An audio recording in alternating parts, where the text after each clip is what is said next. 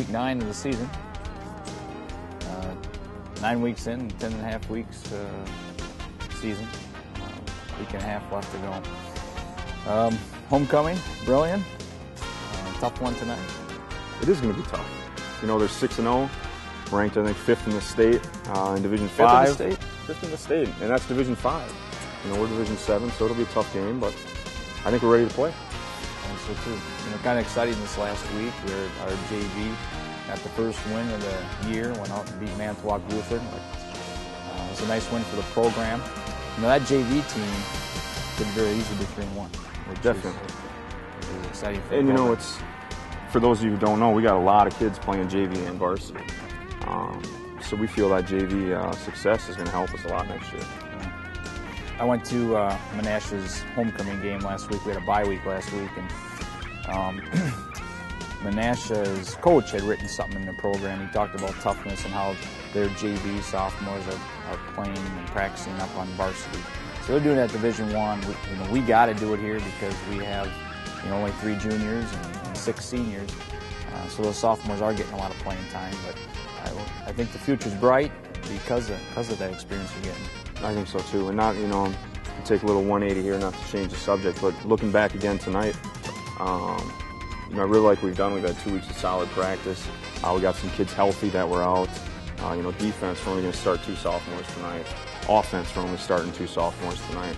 So we feel really good about what we're going to do tonight. I think we can match up, and it's going to be a physical game, and if our kids come to play, it should be competitive. I agree. One of the things we're going to try and do this week, as Coach said, is play our 9 upperclassmen both ways to get that experience and maturity on the field. So we'll see how that works out this evening. A lot of alum coming in. They got a big tent out there. That's exciting. Yeah. Nice parade. Homecoming is always fun. Hopefully we can give them a show, give them something to come back next year. And you're coming out in a little bit different offense? A little bit, yeah. Don't let it get out there too early. But we're going to try a little try-eye, Maryland eye, whatever you want to call it. Give a little bit of a change-up. It's more of an option offense. Something we haven't showed at all in my 2 years. So defensively, hopefully it's going to cause some problems. It's option football, so they got to play assignment defense.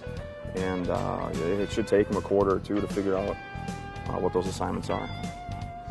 Let's talk a little bit about the attitude of the team. I think, week 9 in a challenging season without a win yet to date, a lot of teams across the state in the same position. I've talked to a couple coaches whose team they have 1 or 2 wins, not any like we do. And, a lot of kids are lost. They're getting, a third, half of them not showing up at practice on a nightly basis, and we haven't had that. So I think that's really a testimony of the kind of kids that we have here at St. Mary's Central and the attitude that they have. Yeah, and I would agree with that. The last 2 weeks, like we said, we had a bye last week. We've had our 2 best weeks of practice the entire season, and we're 0-5. I think the kids really can see a bright future, building these last 3 weeks of the season. And their attitude's been great. We've had nice physical practices. Attendance has been very good. I'm looking forward to it.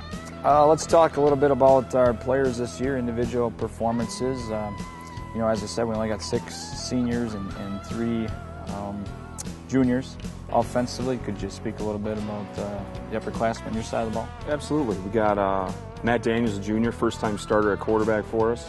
He's had some rough games, but overall I think he's played very well. I think he's only thrown maybe 1 interception on the whole year. He's got 700-some-odd yards through 5 games. A few touchdowns. We haven't been nearly as explosive this year in our offense, but that's a product of I think everyone on our team, minus our 2 tackles, is first-year starters. So we got 9 guys who are brand new to starting on Friday nights. But Matt's played well. Another guy, John Abrahamson, senior. He missed all last year with a broken leg. He was through I think 4 weeks leading the conference in receiving. We had a down week at Reedsville a couple weeks ago, and stats didn't pile up. But he's had a real good year, been a solid player for us. Terry Miner was having a good year before he unfortunately broke his leg. We're looking for big things out of him next year. Other skill guys, Al Waite's stepping up. He had the separated shoulder. He's playing through a little bit of pain, playing some running back for us. Not his natural position, but playing it pretty well. And we got like I said, our 2 tackles are playing pretty good, and Caleb Wallace and Dylan Brockman. Can't ask for anything more. Seniors just playing hard. So A couple all-conference tackles. yes, all conference last year. So That's how good. about defensively? What do you got to talk about there? Well, as you said, we moved Caleb Wallace from the defensive end position this year to middle linebacker, and I think he's really starting to step up and understand that position a lot better now as far as filling and getting the reads down. It takes a little bit to read the line and know where to step and take on blocks and fill, that sort of thing, but he's really starting to step up. And as you already hinted on Al Waite, and we got him back after a couple weeks off from a separated shoulder. He played a little bit in Reedsville, but we used him smart there because it was his first week back after a 2-week layoff, and he was going on short rest with that shoulder. But we're excited. He's going to play both ways tonight. So hopefully him and Caleb can secure our inside at the linebacker position. We're doing also something a little bit different. We're going to start Matthew Daniels tonight at the bowl position, which is the outside linebacker position for us. So we got 3 upperclassmen at our 3 linebacker positions, and then we moved Kevin Engelbert to safety, the robber position tonight. So we think that's going to help us secure the center of the field a little bit, and with our tackling on the field. At the defensive line position, we played the majority here in a 3-3 defense. We're still in that, using the same system, the same concepts, but we moved our 2, we call them dogs, up to the line of scrimmage, and they're going to be taking on the tackle or tight end on each side, right over versus being off the line. I think that's going to help us out a lot. Dylan Brockman's going to play the strong side defensive end. Breckner's going to go down and play a tackle position. He's having a pretty good year. A kid who didn't play a lot last year, and towards the end of the year, didn't get on the field a lot. But now this year is in every game and at every practice and practicing hard, so that's good.